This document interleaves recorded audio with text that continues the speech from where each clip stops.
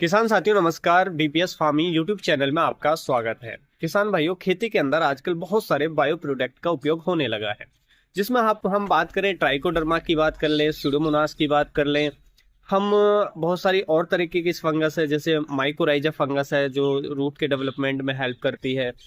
उसके साथ साथ अगर हम बात करें पीएसबी बैक्टीरिया की या नाइट्रोजन फिक्सिंग करने वाले बैक्टीरिया की, जिसमें राइजोबियम बैक्टीरिया आता है, एजोटोबैक्टर बैक्टीरिया आता है, और भी बहुत सारे बायो प्रोडक्ट्स का इस्तेमाल हम खेती के अंदर करते हैं। लेकिन देखिए, आपको समझना पड़ेगा कि इनकी आवश्यकता क्यों पड़ी कि हम इतने सारे प्रोडक्ट का उपयोग कर रहे हैं। बहुत सारे बायो प्रोडक्ट है और कहा जाता है कि आप इनको खेती में डालिए, उपयोग कीजिए। मैं कहता हूं ये बेनिफिशियल हैं, लेकिन हमें क्यों इतने सारे प्रोडक्ट डालने की आवश्यकता पड़ रही है, क्यों हमें इनके लिए मार्केट पे डिपेंड होना पड़ रहा है? उसके पीछे का रीजन आप समझिए। देखिए, ये उपयोगी हैं, कुछ काम करते हैं, लेकिन आपके खेत में डालने के बाद भी ये टेम्पररी काम करते हैं। अगर ये परमानेंट काम करें तो कैसा हो, और आपको ये बार बार प्रोडक्ट डालने ना पड़े तो कैसा हो, तो वो आपको समझना पड़ेगा। इनकी जगह मात्र एक प्रोडक्ट आप उपयोग कर सकते हैं, यानी कि जो भी आप ट्राइकोडर्मा डालते हैं, आप स्यूडोमोनास डालते हैं, पीएसबी बैक्टीरिया डालते हैं, और बहुत सारे जितने भी बायो प्रोडक्ट का आज अभी तक आप उपयोग कर रहे हैं, ह्यूमिक एसिड का उपयोग कर रहे हैं, जितने भी प्रोडक्ट ऐसे हैं जिनका आप उपयोग कर रहे हैं, उनके उपयोग की आपको आवश्यकता नहीं पड़ेगी। मात्र एक प्रोडक्ट आप जमीन में डाल लीजिएगा, वही हम इस वीडियो में बात करेंगे। देखिए, सबसे पहले आपको समझना पड़ेगा, जितने भी ये मार्केट में बायो प्रोडक्ट मिल रहे हैं, चाहे हम ट्राइकोडर्मा बात करें, स्यूडोमोनास बात करें, पीएसबी बैक्टीरिया बात करें, नाइट्रोजन फिक्सिंग करने वाले बैक्टीरिया बात करें, या हम राइजोबियम जो हमारी माइकोराइजा फंगस है उसकी बात करें, ये सभी के सभी हमारी मिट्टी में ही मौजूद रहते हैं, मिट्टी में पाए जाते हैं। सदियों से हमेशा से मिट्टी में ये रहे हैं। मिट्टी उपजाऊ होना इन्हीं के कारण है। हम जो बेनिफिशियल माइक्रोब्स की बात करते हैं मिट्टी में पाए जाने वाला, वो यही सब होते हैं, ये फायदेमंद होते हैं। ये पौधे में रोग नहीं आने देते हैं, पौधे की बढ़वार को बेहतर करते हैं। इनकी कमी होना मिट्टी के अंदर, हमारी खेतों के अंदर अगर इनकी कमी होती जाती है तो उसी की वजह से फसलों में ज्यादा रोग आते हैं और फसल अच्छी नहीं होती है, उत्पादन अच्छा नहीं मिलता है। तो इसलिए ये बहुत बेनिफिशियल है, लेकिन हमें जरूरत नहीं है कि हम बार बार मार्केट से लाएं और इतने सारे प्रोडक्ट का उपयोग जमीन के अंदर करें। किसी बायो प्रोडक्ट के आपको मार्केट में जाने की जरूरत नहीं है, ये सारे के सारे बायो प्रोडक्ट आपकी जमीन में अपने आप बन जाएंगे। देखिए, अभी क्या हो रहा है कि आप मार्केट से लाते तो हैं, जैसे कि मार्केट से क्यों ला रहे हैं, क्योंकि इनकी हमारी मिट्टी के अंदर कमी हो रही है। अब कमी क्यों हो रही है उसको समझना पड़ेगा। कमी इसलिए हो रही है क्योंकि हमने जो ऑर्गेनिक मैटर है उसको डालना बंद कर दिया है, गोबर की खाद डालना हमने लगभग बंद कर दिया है खेतों के अंदर। अब देखिए, ये जो गोबर की खाद होती है, जब ये डिकम्पोज होती है, इसमें ऑर्गेनिक मैटर रिलीज होता है, यही इनका भोजन होता है। ये गोबर की खाद हमारे जो भी माइक्रोबियल कॉलोनी होती है, माइक्रोब्स होते हैं, यानी कि सूक्ष्म जीव होते हैं, लाभदायक बैक्टीरिया जो भी है, उनका भोजन होता है गोबर की खाद। अब गोबर की खाद आपने जमीन में डालना बंद कर दिया, अब धीरे धीरे उनका भोजन खत्म होने लगा, कम होने लगा, जमीन के अंदर कार्बन गिरने लगा, जिसकी वजह से ये धीरे धीरे अपना अस्तित्व खोते चले गए जमीन के अंदर, यानी कि ये धीरे धीरे कम होते चले गए, जिसकी वजह से हमें तमाम तरह की समस्याएं आ रही हैं और हम मार्केट से ला करके इन्हें जमीन में डाल रहे हैं।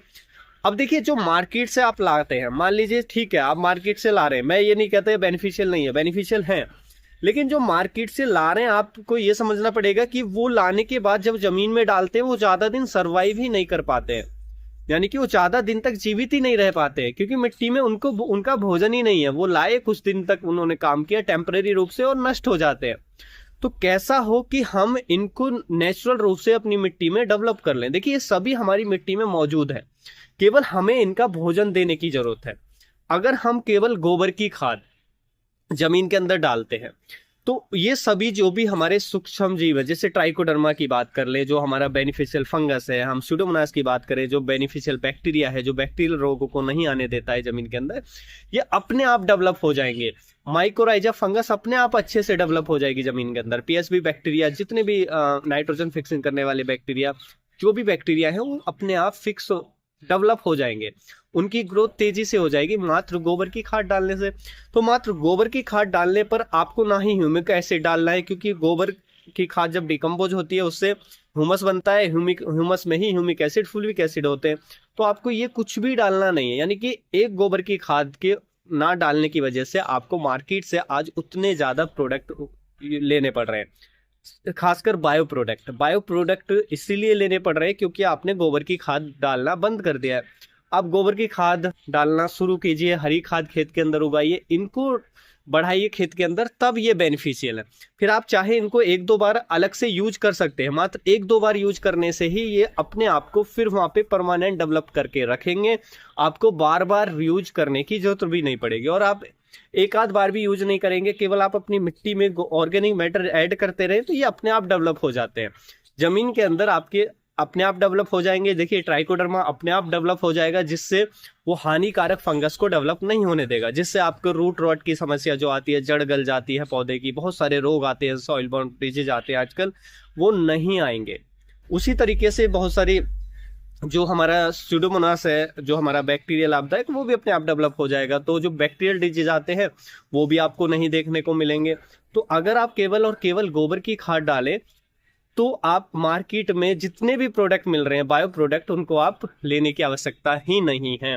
तो ये सच्चाई को जानना पड़ेगा आपको, वरना तो ये मार्केटिंग चलती रहेगी, आपको प्रोडक्ट खरीदते रहिए, डालते रहिए, फिर खरीदिए, फिर डालिए, तो ये तो आप एक चक्रव्यूह में फंस जाएंगे, जिससे आपका खर्चा होता रहेगा, परमानेंट आपका खर्चा बढ़ता रहेगा। तो हमें परमानेंट सॉल्यूशन ढूंढना है जिसमें हमारा परमानेंट समाधान हो, और इतने प्रोडक्ट जो मार्केट से बायो प्रोडक्ट है इनकी हमें आवश्यकता ही नहीं पड़ेगी, हमें डालने की जरूरत ही नहीं पड़ेगी, अपने आप ही डेवलप अपनी हमारी जमीन में हो जाएंगे, मिट्टी अच्छी हो जाएगी। और ये जो हम मार्केटिंग के जो बड़ी बड़ी कंपनियों को पैसा दे रहे, वो हमें देने की आवश्यकता नहीं पड़ेगी, हमारा पैसा हमारे पास होगा। लेकिन हर किसान को ये समझना पड़ेगा। लेकिन अगर गोबर की खाद नहीं डालेंगे तो फिर मजबूरी है कि आपको ये प्रोडक्ट यूज करने पड़ेंगे, और बार बार यूज करने पड़ेंगे फसल को अच्छा करने के लिए। क्योंकि अगर ये नहीं होंगे तो फिर उनमें इतने ज्यादा रोग आएंगे कि आपको फंजीसाइड वगैरह, पेस्टिसाइड, इंसेक्टिसाइड, इन पे बहुत खर्चा करना पड़ेगा, ये रेगुलर उपयोग करने पड़ेंगे, और उसके बावजूद भी आपका रोग व कीट कंट्रोल नहीं होगा। तो इसलिए जरूरी है कि आप अपनी मिट्टी में केवल और केवल ऑर्गेनिक मैटर को बढ़ाएं, उसके बाद ये प्रोडक्ट भी काम करेंगे, वरना ये प्रोडक्ट किसी काम के नहीं है। टेम्पररी आप यूज करते रहिए, बार बार यूज करते रहिए, और आपका पैसा खर्च होता चला जाएगा। तो इसीलिए जरूरी है किसान को आज समझना पड़ेगा कि हमें जो गोबर की खाद है उस पे आना पड़ेगा, केचुआ खाद के खेतों में डालनी पड़ेगी, जिस भी तरीके से ऑर्गेनिक मैटर ऐड कर सके हमें करना पड़ेगा। आप बेशक रासायनिक खाद उपयोग कीजिए, उपयोग करना भी चाहिए अच्छे उत्पादन के लिए, क्योंकि नाइट्रोजन की, फास्फोरस की, पोटास की बहुत ज्यादा मात्रा में जरूरत होती है, और जब हम बार बार फसल लेते हैं तो ये मिट्टी से पोषक तत्वों को पौधा उठाता रहता है। एक समय बाद जब इनकी कमी हो जाएगी, वैसे भी फसल अच्छी नहीं आएगी, तो ये पोषक तत्व तो डालते रहिए, केमिकल खाद डालते रहिए, लेकिन साथ में गोबर की खाद भी भरपूर डालते रहिए। कितना डालना चाहिए? किसी भी फसल को लगाने से पहले आप मिट्टी के अंदर कम से कम 2 से लेकर के 4 ट्रॉली गोबर की खाद 1 एकड़ के अंदर डाल सकते हैं। बेस्ट है कि 3 से 4 ट्रॉली गोबर की खाद आप जरूर ऐड करें, जिससे आप मार्केट में मिलने वाले बायो प्रोडक्ट की आपको आवश्यकता नहीं पड़ेगी। वरना तो नए नए प्रोडक्ट मार्केट में आते रहेंगे और आपकी मजबूरी होगी उनको उपयोग करना भी पड़ेगा, क्योंकि ये बेनिफिट देते हैं। लेकिन हमें ये टेम्परेरी के बजाय हमें परमानेंट सॉल्यूशन ढूंढना है। परमानेंट सॉल्यूशन क्या है? परमानेंट सॉल्यूशन वही गोबर की खाद।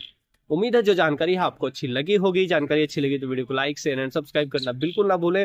फिर मिलेंगे हम आपको एक और नई वीडियो में नई जानकारी के साथ। तब तक के लिए आप अपना ख्याल रखें। धन्यवाद।